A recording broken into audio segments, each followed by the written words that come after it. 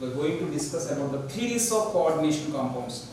Theories of coordination compounds. Yes, in this, what are the theories came forward to explain about the structure, the stability, the color, magnetic behavior of the complex compounds and their merits and demerits. Just to have a brief idea about it. Next, the first theory was Werner's theory. Werner's theory, and he is a scientist who now we are calling him as a father of coordination chemistry. Werner. Okay. Werner's theory. Next one, Sedgwick theory. Sedgwick theory, and this is also we call it as EAN rule. EAN rule, effective atomic number rule. Next, third one, VB theory, valency bond theory, and the fourth one, crystal field theory. So total 4 theories came forward to explain about the complex compounds. Let us discuss one by one. The first one is Werner's theory. Werner's theory. Yes, what is Werner's theory? According to Werner, the central metal atom of any complex compound. So the central metal has 2 types of valencies. 2 types of valence. One is a primary valency, the second one is secondary valency. So every central metal atom of the complex is showing 2 types of valencies. One is a primary, another one is secondary. What is a primary? What is a secondary? See that. Primary valency is always refers to what oxidation state of the central atom. Okay, primary valency states refers to what always oxidation state of the central metal atom. Secondary valency refers always coordination number of the metal atom in the complex. For primary valence refers oxidation state, secondary valence refers coordination number. Next, primary valency, it is always what? Ionizable. Ionizable valence. We can break them. Means whatever the molecules or the atoms which are bonded with the primary valency, we can break. So that is why primary valency will represent with the dotted lines. Okay. Whereas secondary valency are non-ionizable. Non-ionizable. So we cannot break them. That is why we are representing with the thick lines. Next, primary valency is satisfied only by anions. Primary valency is shown only by anions. Means only anionic ligands only bonded with the primary valence. But secondary valencies, they can be satisfied by anions, neutral ligands, or cations. Sometimes cations also. There was no particular type of ligand only bonding with the coordination number. Okay, so this is the main difference. According to Werner, what he said? According to Werner, every central metal atom of the complex is showing 2 types of valency, primary and secondary. Primary refers to what oxidation state, secondary refers coordination number. Primary is ionizable, secondary is unionizable. Primary is satisfied by only anions, secondary is satisfied only by anions, neutral or anyone. Okay, so these are the main differences. Next, he explained the shapes or geometry of the complex. What is that? That is cobalt NH3 having 6 and 3 chlorides. Okay, this is a structure he is going to be explained. So in his structure, what happened?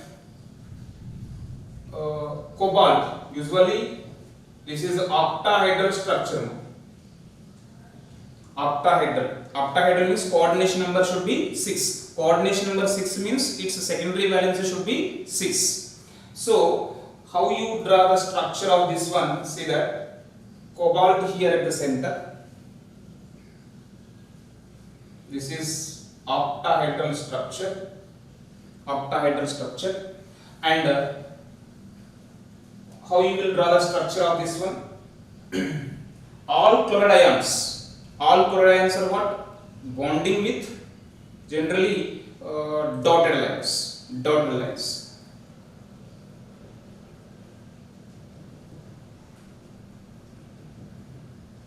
Why? Because anions are only satisfying primary valence. Remaining, this is what neutral ligands. Neutral ligands are satisfying secondary valency. So remaining These all are what?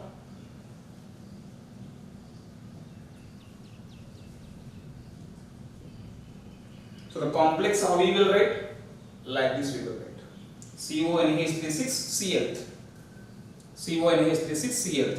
Now how many ions that solution? This solution will produce how many ions into the solution? That is important question. So this on dissolution, this is one complex ion, this is another counter ions. Now tell me how many total ions? One complex ion, three counter ions. Total 1 plus 3 chloride ions, total 4 ions that they produces.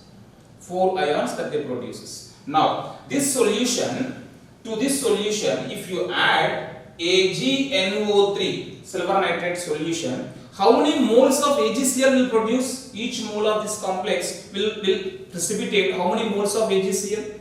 See, excess amount if you add, each complex releases 3 chloride ions, no? 3 chloride ions. So all these 3 chloride ions will be precipitated.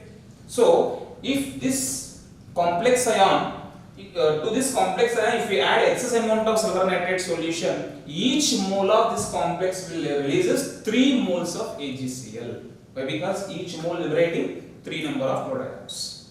Clear? So this is about the structure. For example, if this is CO, NH3, 5Cl, Cl, like this it is there. Then how you will draw the structure? Now one more thing, sometimes what happens, the same ligand may bonding with primary, may shows primary valency and as well as secondary valence. In that case, that ligand may bond with a thick line and as well as dotted line also. So in this case, cobalt, first you draw the octahedral structure. Okay, total first you to this octahedral, this coordination number, first you connect all neutral ligands. Why? Because anionic ligands can act as what? Can bond connecting with thick lines as well as dotted lines. That is why first you connect neutral ligands. NH3, NH3, NH3, NH3, NH3. Only 5 are there, so all 5 are. Remaining now what happened? One is vacant. So in that place, one chlorine you keep.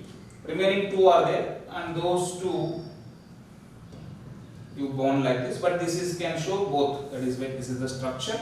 Now this is on dissolution. Now total how many ions they liberates? How many ions they liberates? One complex ion, 2 counter ions. Total 3 ions. 1 plus 2 Cl minus. Total 3 ions they produces. Okay, total 3 ions they produces. Now tell me, if you add excess amount of silver nitrate solution to this 1 mole of the complex, tell me how many moles of the AgCl will produce now? If you add excess amount of AgNO3 to this 1 mole of this complex, each mole will produces how many? 2 moles of AgCl. Why? Because each mole is liberating 2 chloride ions now. So automatically total 2 moles of AgCl will liberate by each mole of this one. How they will ask you the question? Suppose for 0.02 moles of so and so complex, if you add excess amount of silver nitrate solution, then what is the total number of moles of AgCl precipitated? For 0.02 moles of this so and so complex, if you add excess amount of AgNO3 solution, what is the total number of moles of the AgCl precipitated? That is the question. Now tell me, logically you think 1 mole liberates how many chloride ions? 2. That means how 1 mole will precipitate how many moles of AgCl? 2 moles. 1 mole precipitates 2 moles. Then 0.02 moles will precipitate 0.04. So the total number of moles of AgCl precipitated by the above solution is 0.04. Like the kind of questions they may ask you from this Werner's theorem. Okay. For example, if the complex is like this, CO. It is made up with CO, NH3 thrice Cl3. First of all, write the complex of structure, that is CO. Here total ligands are 6 now. For example, NH3, okay, NH4Cl3 like this if they given. Now complex structure, first of all NH3 4. And remaining how many you want? 2 you want. So remaining 2 chloride ions you keep it inside, 1 is outside. That is the formula of the complex. Now tell me, the structure you can drop simply by this. Now tell me, each 1 mole releasing how many moles of ions? 1 complex ion, 1 counter ion. Total 2 ions. That means each mole of this complex, if you add excess amount of AgNO3, only 1 mole of AgCl only will precipitates. So this is about the this one. Unless if the complex is made with this one, cobalt NH3 thrice Cl thrice. Now the complex will be, this is a complex. Is any ions that they liberated? It will not liberate and it will not furnish us any ions. So the number of ions is only 1 and number of chloride ions are 0. So if you add AgNO3 to this solution, it will never precipitate any amount of AgCl. So this is about the Werner's theory. Werner's theory mainly explains what is the primary valency, what is the secondary valency, what is the ionizable valency, what is the non-ionizable valency. Only he explained. What are the main drawbacks of Werner's theory? First thing is, what is the relation to the oxidation, that electronic configuration to their coordination number. Okay, he said that based upon the coordination number, he draws the structures. Based upon coordination number, if the coordination number is 4, square planar or tetrahedral, if the coordination number is 6, octahedral. So only based upon secondary valency only he explained the geometry. But where is the relation between the geometry and electronic configuration? So he did not explain. Next, he did not give any information about the colors. He given that the first compound is violet color. So like this, they are giving different colors. Okay, so one is violet, another one is green, another one is yellow, or another one is red. Like this, he is giving different colors to the solution. But he did not give the reason behind it. Why that particular complex is giving particular color. So he failed to explain about the colors of the complexes, and also he did not reveal anything about the magnetic behavior. Okay, magnetic behavior also he did not explain, and he did not explain about their stabilities also. Okay, so these are the main drawbacks of Werner's theory. To improve that, next let us move to the Sidgwick theory. Sidgwick theory.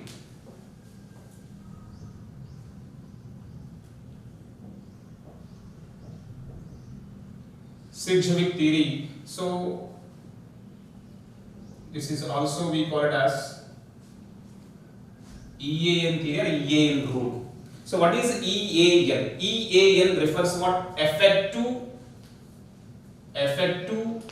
atomic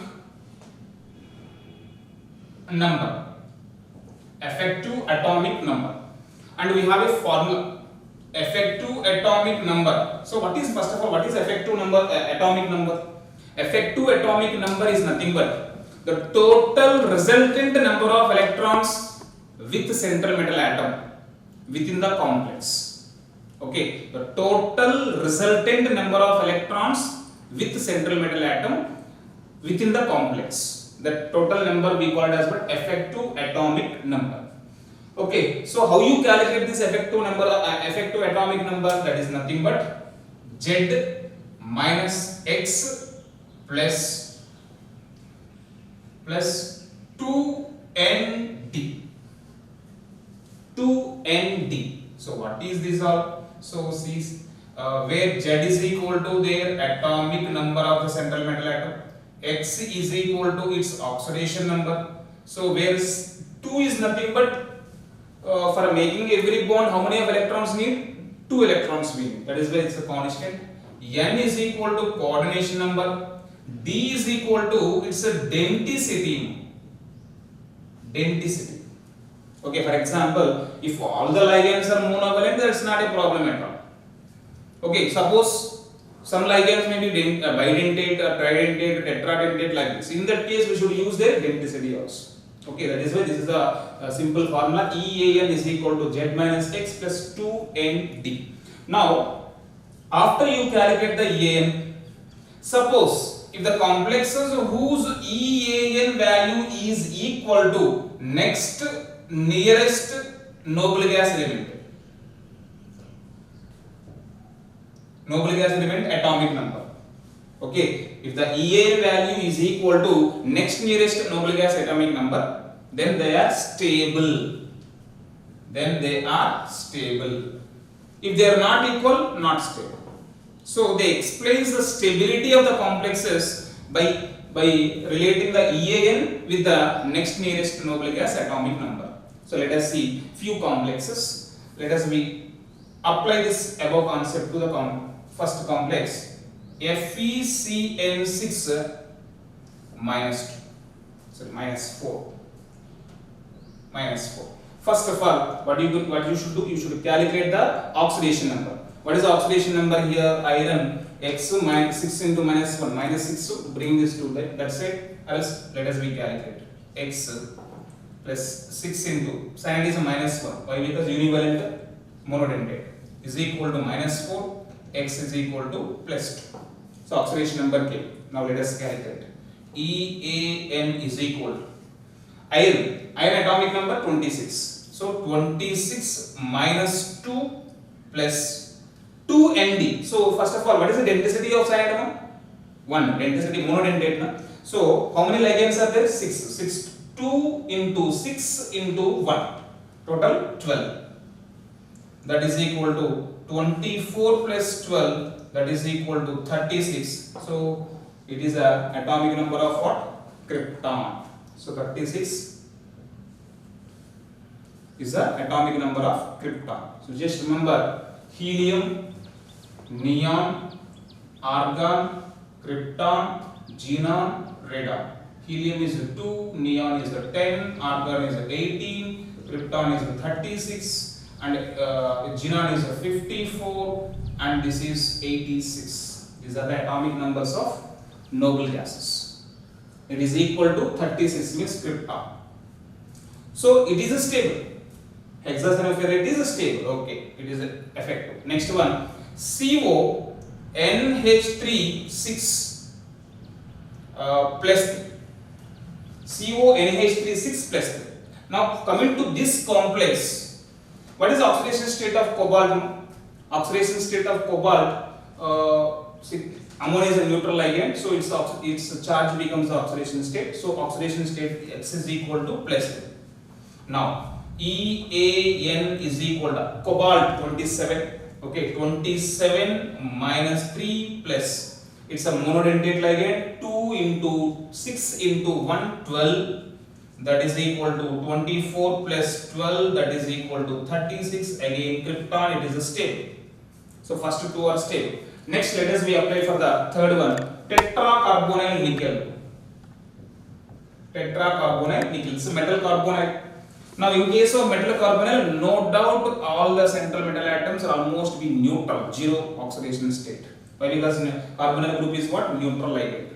That is why, so X is value is 0. Nickel, what is the atomic number of nickel? Iron, cobalt, nickel, next element 28. So 28 minus 0 plus 4 2s are 8. 28 plus 8, 36, again stable. Okay, so all the complexes are stable. Check the last two, these two complexes, let us see. FeCN6 minus 3 you take. Minus 3. See that atomic number, let us recalculate X minus 6 minus 3, X will be plus 3 will come. So that oxidation number is equal to plus 3. So EAN value is equal to 26 minus 3 plus 12. That is equal to what? 26 minus 3, 23 plus 12, 35 only came. So it is not equal to krypton. Okay. Next, similarly, PtCl6, platinum is a 78 atomic number. Okay, 78 minus and atomic oxidation state plus 4 will come. 78 minus 4 plus 12. That is equal to 74 plus 12. That is equal to 86. 86, yes, it is showing. Okay, next nickel tetracarbonyl, if you see nickel, iron, cobalt, nickel, 28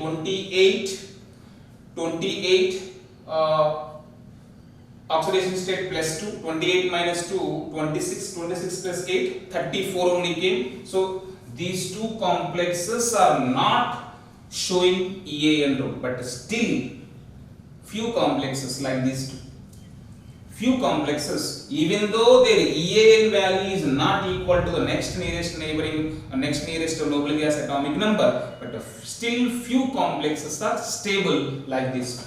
Hexacyanoferrate, here this is -3, and tetracyanonickelate. If you take the metal carbonates, few metal carbonates if you take, you see that chromium, if you take chromium, Cr,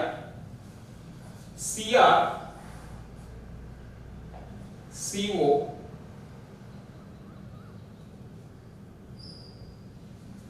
okay, CO 24 plus 12, 36 equal to nearest neighboring nearest noble gas atomic number. But if it has positive charge, okay, no problem, you take this one is stable according to EAN rule. Now you take vanadium, cobalt, not cobalt, carbon, hexacarbonyl vanadium if you take. Tell me what is that atomic number, effective atomic number? EAN is equal to vanadium atomic number. So vanadium 23. So 23 minus 0 plus 12, that is equal to 35. 35 only. So to get stability, usually according to EAN rule, what they say, the species of the central metal atom whose effective atomic number is equal to its next nearest inert gas element atomic number, they are stable. So they are stable. But here they are not getting 36, they are getting only 35. That means to get the stability, how many electrons they need? 1 electron. So these species, this central metal atom is effectively happily tries to gain 1 more electron. That means it is acting as what? Oxidizing agent. So according to EAN rule, this species, this complex acting as what? Oxidizing agent. Okay, take one more example. MnCO5. Now manganese effective atomic number, if you take manganese atomic number 25 and oxidation state 0 and 10, that is equal to 35. Even the pentacarbonyl manganese is also acting as oxidizing agent because of it is also getting 35. Either oxidizing agent or else it has one more option. This MnCO5, it will be dimerizes. Let us see how. MnCO5.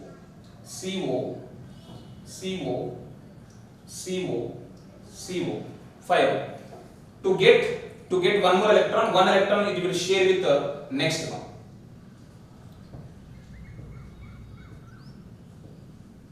Like this. So it is finally it is exists as what?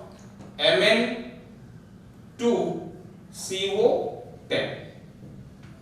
So MnCO5, pentacarbonyl manganese, either can be act as oxidizing agent or they can be exist as a dimeric form. So like this explains the stability of them. And one more thing, sometimes what happens, they may ask you the questions like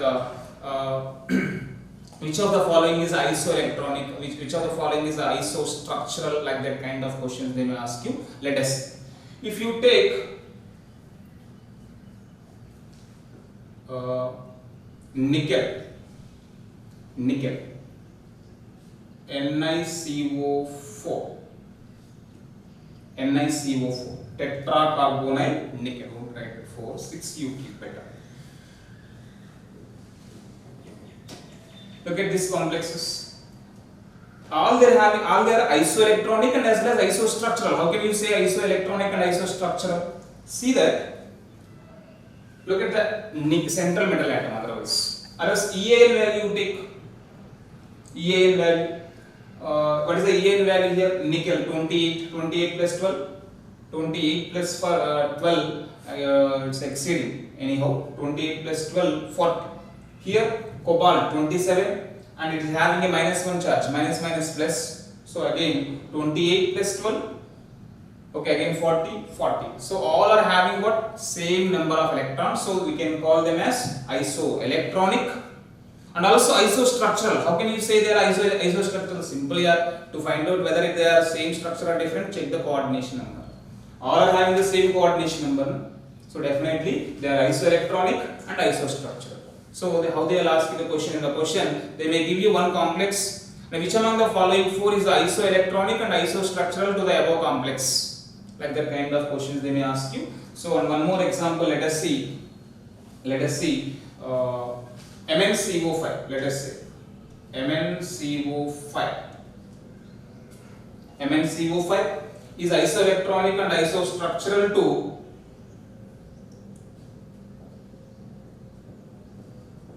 chromium, pentacarbonyl chromium.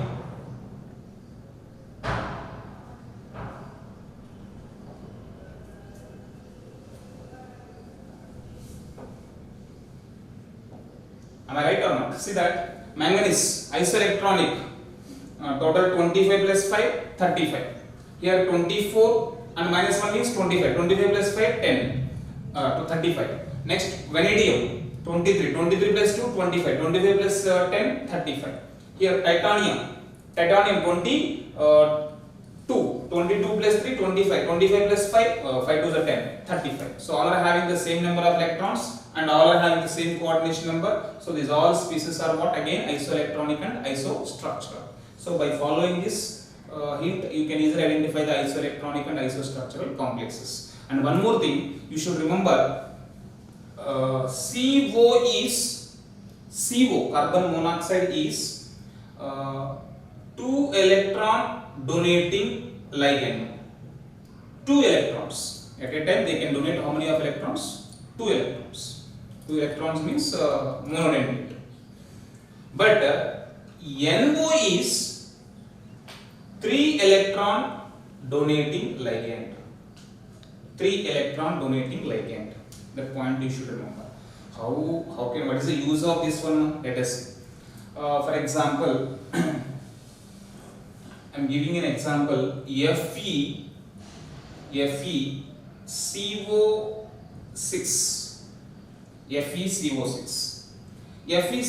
How can we write? This is we can also write this as FeNO twice, CO thrice. Shall we write like this? Okay, are they both are isoelectronic or not? See, each carbonyl group will donate 2 electrons. 6 to the 12. Total number of electrons donated are 12 only. So coordination number 6. But here you see, each NO group releases 3 electrons. 2 3s are 6, and each CO releases 2 electrons. 3 2s are 6. 6 plus 6 12. Okay, so like this kind of questions they also may ask you. Okay, NO is the ligand which is donating, each NO ligand is donating 3 electrons, but the CO is donating only 2 electrons. Not only CO, most of the ligands are donating 2 electrons except NO group. Okay, so this is also one hint you just remember.